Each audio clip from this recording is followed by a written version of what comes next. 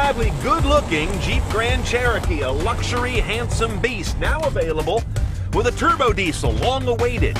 Is it the perfect Grand Cherokee, or just the perfect reason to go back and check off the V8? Let's drive this 2014 Grand Cherokee Summit, all-wheel drive with the diesel. Check the tech. Now, it's not a stretch to say that the current Grand Cherokee is kind of the American Land Rover. They've taken this guy upscale, very mature and sophisticated in its lines, but it remains a serious off-roader. Spot the latest ones by a revised face and rump, slightly smaller, more streamlined taillights and such. In other words, it's just getting more elegant every year. Now, technically, a Grand Cherokee in this current guise is not a truck, at least not in the opinions of a purist, because it's not a body-on-frame vehicle. It's a unibody design, but it makes for a very car-like vehicle.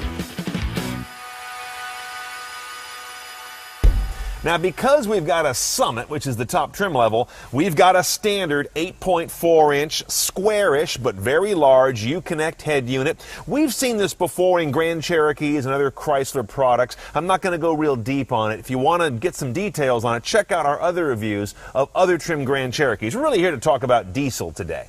I will mention, though, that at this point, CD is optional. We have one here in the console. You would get this either by optioning CD a la carte or getting the Blu-ray headrest system we have that I don't approve of. But basically, optical disc, bye-bye. Now, we have an all-wheel drive diesel vehicle, but because of the Grand Cherokee, this sort of American Land Rover thing, that's all been refined out. It comes down to a nice set of elegant electronics. Your shifter here is very familiar, automatic shifter that goes to an 8-speed automatic.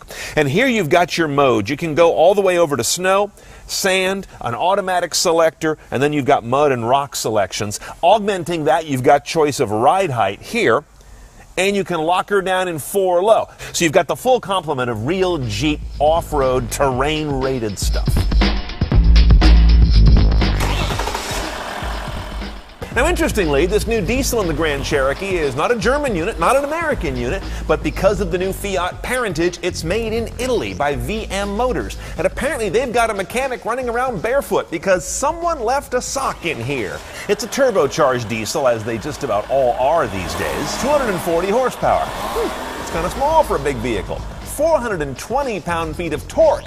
This is a dramatic difference, a stark difference between those two metrics. And interestingly, of all the Grand Cherokees, this one has the least horsepower, but also the most torque.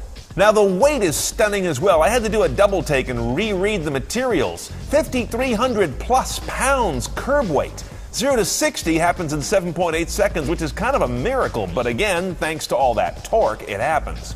Your MPG is actually pretty good for a vehicle of this weight. It's 21 city, 28 highway.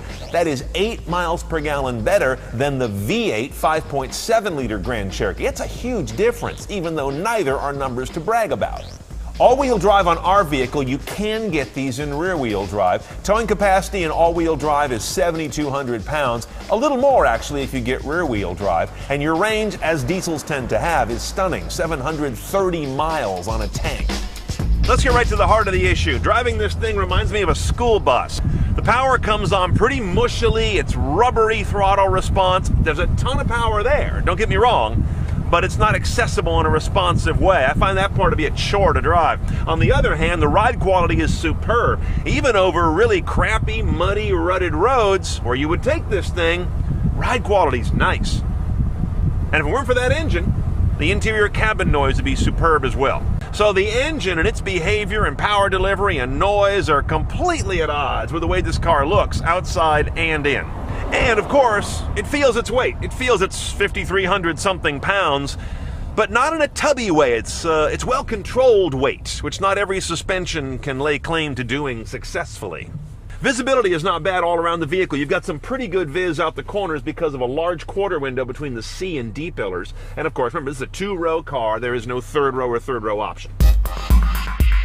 Okay, let's price our Summit diesel in our 2014 configuration. This guy's going to start off a little over $48,000 delivered. That's just for a Summit.